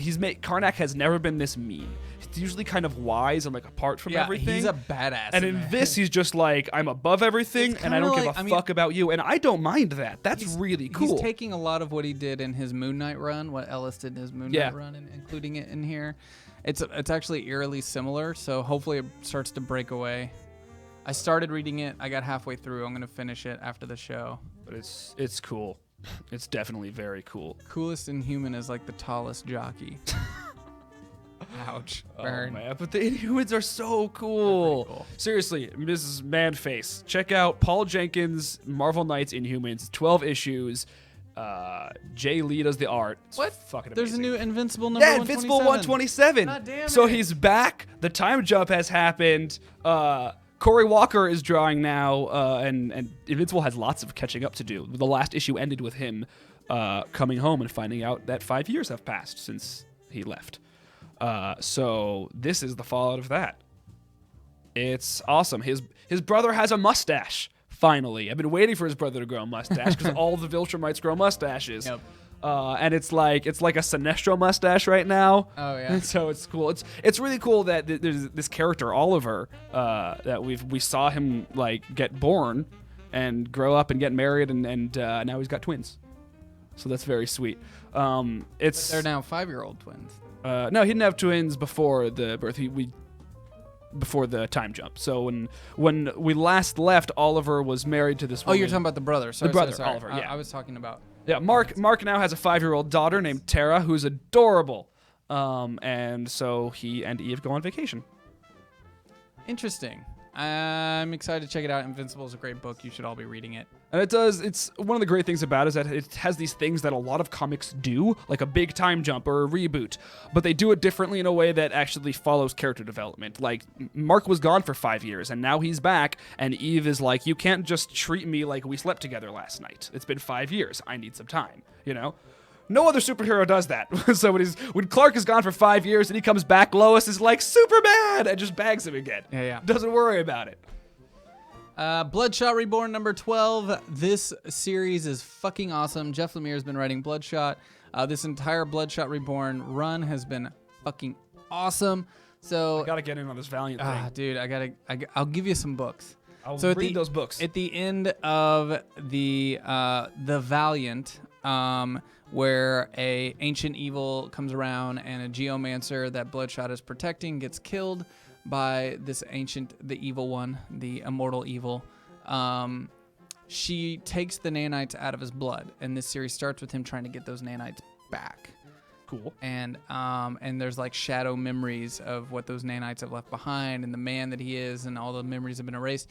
It's just really fucking good stuff. It's fun. I can't say anything more about it except it's a fun military-esque book with lots of badassery. and it's really fun. Couple good Valiant books came out this week. In fact, just because I know we're running out of time, I believe. What time is it? I don't have a. Oh, 2:25. We got a little bit more time. Let's see here. We're getting down to the lower end here. Simpsons comics, Six Gun, Big Trouble in Little China, number 23. Why are there 23 of those? Zombie Tramp ongoing. Wow, again, 22 issues of that. Dr. Fate is hanging on purely on the race of its character. Oh wow. That book just isn't good, but they recast Dr. Fate as a Muslim guy, so they can't cancel it before 12 issues. So that's why it didn't get canceled 5 issues ago. Clean Room number 7. It's a great book from Vertigo. Check it out. Book is creepy. Yeah. Gail Simone's getting into her inner Grant Morrison, and it's awesome. Her inner Grant Morrison. That's a Yeah. scary thought. Yeah, that's totally what it is. That's at least how I take it. It's very... I don't want to say abstract, but like the way she tells the story is very Morrisonian. Let's see. Titan's Hunt is pretty cool. You check that one out. I haven't read this one, but I'm digging the book if for no other reason than Dick Grayson is wearing the Nightwing outfit in it. I checked out Guardians of Infinity number 5. It's still meh. I want Abnett to just, I don't know, do more. I don't know. I love his old stuff, but I'm just not feeling it. Just feels kind of throwaway book. He's writing Titan's Hunt right there, which I from the way you respond to it, sounds like he's doing better over there. It might be that he's going to be writing Titans post Rebirth, so he's working on a Rebirth issue. He's working on a lot of Titans right now, and it might be that he's just letting his other stuff slip, which is a shame. Nidhugger asks, regarding Valiant Comics, where do you start? Start with Unity. Unity is a great place to start. You can do it in 1 or 2 trades. If you've never read any Valiant before and you're like, I don't know if I'm going to like Valiant or not, check out the one book, Dr. Mirage. It's just 1 trade, and that'll make you go, holy shit, Valiant's fucking awesome, and then you'll want to read all of it. But Is that good for the because Valiant relaunched recently? Is also 2012, good? yeah. So is Unity 2012 a good place to Yes. start? Okay. Yeah. Well, there wasn't a Unity back in the day. So if you want to start on the 2012 relaunch, Unity. There won't be anything before that. Don't do that. If you want to start reading the 90s Valiant, though, where do you start? Nothing? You don't? Okay. I mean, there's like again, it's a nostalgia thing, but it's not as good as the modern stuff. The modern shit is fucking good, and it's some of the best comics on shelves. Just start with the modern. Sweet. Start with the relaunch. I was gonna say it's not even on here. Oh, there it is. This is my pick of the week. Divinity. Well, it's Divinity 2. It's supposed to be Divinity 2. Oh, okay. Formatting. Number 1. Divinity number 1 was fucking awesome. Matt Kent writing sci-fi at its best. This is just fucking sci-fi that is legit. Just great sci-fi. This is my favorite book of the week. This is book 2, number 1. So in Divinity number 1, we find out about this astronauts from the Soviet Union that were sent out into space ahead of the Americans in the 60s to the edge of space, to the known universe, and they find this singularity, this thing there, and one of them kind of abandons the mission and touches it, and he gets the powers from this thing, comes back to Earth. All of Earth's heroes try to team up against him. They can't touch him. He's a godlike entity at this point. And rather than destroying them or like getting like anything else out of it, like he has no goals necessarily, he reverts into his own mind and creates a reality for himself to hide in a memory. Oh, when I save a world, I have no stake in. Kind of thing. Yeah, it's just good fucking sci-fi. Now That this sounds really cool. And Matt Kent is awesome. This book starts much differently because you find one of the other astronauts that he left behind and where they are still out in the universe, and then how one of his comrades handles the situation, and she'll be much different in a very different situation. Let me read the synopsis for you because it's a long one. The much anticipated follow-up to the 5-time sold-out series that Onion AV Club calls the best new superhero of 2015. 5-time sellout. That never happens in comics. Dude, read Valiant. It's good shit. I'm saying, like, selling out a 5th printing, though, like, that doesn't happen these days. No. Like, that's really crazy. Like, I really have to read this shit. I wonder if I've got Divinity number 1 here. I'll see. The acclaimed creative team returns for a perfect new jumping on point into the expansive sci-fi saga that shook the world. At the height of the Cold War, the Soviet Union, determined to win the space race at any cost, greenlit a dangerously advanced mission. They sent 3 cosmonauts farther than anyone has gone before or since, handpicked orphans with no connections to Earth, trained as devout communists, and restricted from having families. They became lost in the stars and encountered something unknown, something that changed them. Long thought lost at a race from the history books, Abram Adams was the first to return. The few that have been able to reach him believe him to be a deity. They say he can bend matter, space, and even time to his will, but even with limitless powers, he is concerned only with the secret love he hid away from his superiors and the unborn child he never met. Now, Miska, the female co-pilot of the group, has also returned to Earth. But unlike Abram, she has no secret family. Unlike Abram, she still believes in the communist ideal, and unlike Abram, she intends to play a very real role in the return of the Soviet glory. Earth is about to meet a new god, and she's a communist. How long can it be before the nations of Earth bend before divinity? Those last 2 lines were enough to sell me on the book. Earth is about to be a new god, and she's a communist. Yeah. That's it. I want to read that book. The final image of the book was pretty awesome because it involves Putin and and it really made Putin out to be a fucking supervillain and a really in one panel. It's great. Like the idea of the return of the Soviet Union and being like the downfall of Putin. Well, it's always fun to theorize too. If you were to leave the Soviet Union at their prime, leave Earth, come back, and see where it is now, how would you react to it? Yeah. I mean, capitalism since then has taken over the world. Many countries are now capitalist countries that, were not before. Yeah, absolutely. And, it's fun. That's my pick of the week. Divinity 2, number 1. Definitely my pick of the week. We haven't talked about my pick of the week yet. Yeah, what's your pick? I'll find it on here. Down there. It is Superman American Alien number 6. American Alien is Max Landis's All-Star Clark Kent book, essentially. This one is where Clark, who's sort of beginning his Superman adventure, but doesn't really know what it means yet. He's decided to be a hero, but doesn't know how. He has 2 of his friends come and visit him in Metropolis. Pete Ross and another character whose name is far less important because it's not Pete Ross. And they know he's Superman. They sort of criticize him for hey, we knew you back when you were Superboy. We know who you are and where you came from, and this Metropolis isn't you. It's really neat seeing Clark struggle with his roots, and then with his Clark Kent roots, and then his Superman aspirations. And a good line about how he wears glasses, and when he takes them off, people just go, "Hey, you look like Superman." People aren't trying to figure out who Superman is. I love when writers point out that hiding the Clark Kent Superman thing is a lot easier than I think a lot of people like to complain about it being. If this didn't have each one of these issues... Hyper Power Q! Breaking news. Breaking news. #Horizon CEO Gary Klein schedules late press conference. Rumors of corporate restructure abound. Public announcement expected tonight. That's right. Josephine's getting canned.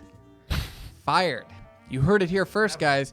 Josephine fired from Horizon. And Zach's going to replace her.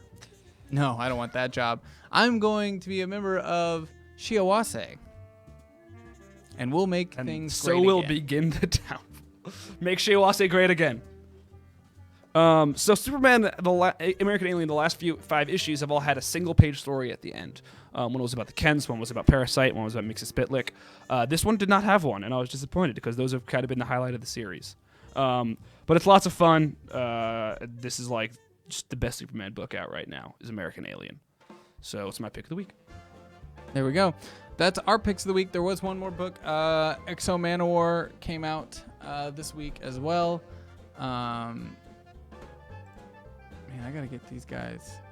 I gotta make Valiant sell a little better up here. It sells out in LA. You can't keep Valiant on the shelves in LA, and it's never even really on their list here. People in Alter Ego have eclectic tastes. They do, actually. They really do. So Exo Manowar number 46 is here. It's the finale to the Kill List with Commander Trill. I don't like this one as much as the general kind of space issues, the more sci-fi stuff. This is an on-Earth tale of him protecting his people in Nebraska. The Viscos. It's good. It's good. There's a couple good moments in it, a couple good speeches. But I'm not as big of a fan of the stuff that happens on Earth as I am him out in space doing cool sci-fi shit, and figuring out what it means to have this living organism on your body and communicating with it. But that's pretty much it. That's comic books for the day. It's Legends of comic book Tomorrow day. comic book came out too. There's Legends of Tomorrow comic book, which is really 4 comics that weren't special enough to sell. So they bundled them into 1 comic for the price of 3 and called it Legends of Tomorrow, so the TV show will help sell it. It's got a Firestorm story, Sugar and Spike story, Metamorpho, and the Metal Men. And so the first issue of all of those came out last month. Specifically, I want to talk about the Metamorpho story. Hyper Rabbit Power, go! More breaking news. Breaking news: Kirby to get his own wrestling show on Hyper RPG. Starts the 31st of April. Hashtag as technology. No, it doesn't. No, actually, it doesn't. It doesn't happen. Yeah, so Sugar and Spike, or Legends. There's two series in there I want to talk about. Metal Men, I'm loving because I love the Metal Men. It's just really fun. And then the Firestorm story is pretty straightforward. But the Metamorpho story, Metamorpho's origin has not been retold in an incredibly long time, and he's a great character. So the Metamorpho origin, I think, is the real breakout star of Legends of Tomorrow. Which is great. But then Sugar and Spike, which was a little like silly cartoon about spoiled babies a long time ago. Keith Giffen has gotten his comedic hands on it and has turned them into detectives. So Legends of Tomorrow seems like a throwaway book of 4 books that they couldn't sell, and it is, but that doesn't mean they're not good. I expected to drop that book, and now I look forward to it a lot. So if you want to buy 1 book, get 4 series to follow that are all pretty good, and then one of them is Firestorm, then I'd recommend Legends of Tomorrow. Joyride number 1. Boom. It did come out this week. I was right. Guys, this is a really great book, and I'm really excited to see where it goes. Joyride number 1, we have a variant cover signed by Jackson Lansing. I didn't get it signed by Colin, which is just to help create some sort of inner beef with those two. Those guys are good friends. They're great guys. I'm going to read the synopsis for you. This book was a lot of fun, and I really enjoyed it. What's to love? After working together on Hacktivist and Maze Runner, the Scorch Trials original graphic novel, the writing duo of Jackson Lansing and Colin Kelly, Batman and Robin Eternal, joined forces once again with artist Marcus 2, New Warriors, The Flash Season 0, for their first creator-owned series that takes readers to the stars in this space epic with a punk rock attitude. Perfect for fans of Young Avengers and Runaways. What it is, in the future, Earth sucks. The stars have been blocked out for so long that people have forgotten there was anything else besides the dumb World Government Alliance watching over them, training children to join the military's allied youth and eliminate all resistance with a giant ray gun. Uma, a Acolyte, is a girl who shoots first and leaps before she looks, and when she gets a strange message from outside the barricades of Safe Skies, she jacks a spaceship and punches through the stratosphere with an unlikely crew of teens who are totally not ready for what they were about to find. That's a good description. It's a lot of fun. It's a romping adventure. Uma is a really awesome protagonist. We're going to give this away. Is anyone in the office listening to this show right now? Anyone? I feel like I hear Joe out here talking. I hear everyone else talking. No one's paying attention. Nope, that's Goobers, I hear. Joe, yeah, that's Goobers, I hear. Joe, can you get the giveaway ready? We're going to ask that everyone be active in the chat. Active in the chat, guys. You can be a non-subscriber or subscriber to win this. This is for anyone. I'm gonna mail you a comic book if you win. We did talk about the Eisner Gnomes already. Yes, we did. #Krupp sends its regards out to Arisalin and the rest of Shiawas. Apparently bad things can happen to good people.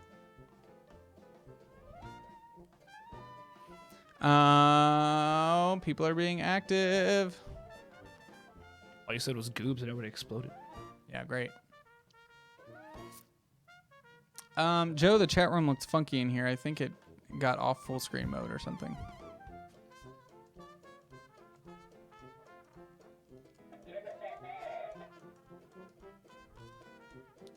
Jubba55. Jubba55. Jubba55.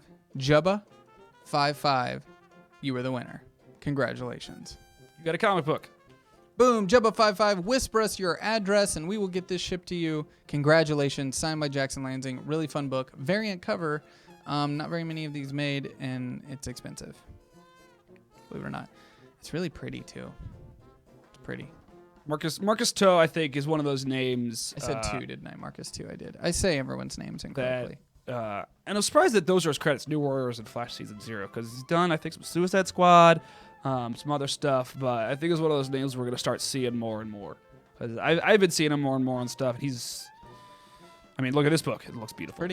Pretty. There you go, guys. That's it for today. Thank you. It's New Comic Book Day. Make sure and tweet us at HyperRPG the books you picked up today. We want to see it. We want to hear what you got. We want to talk about it. It's going to be a lot of fun. Let's create a dialogue. I'm here to talk about comics with you guys. You like talking comics, right? All I really want is for people to come up to me and ask me about Batman.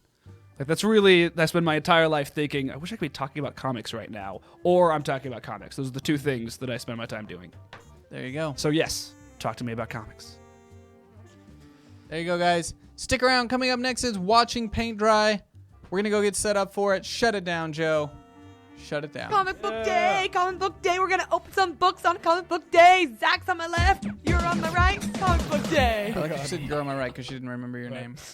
And that's how it is now, forever.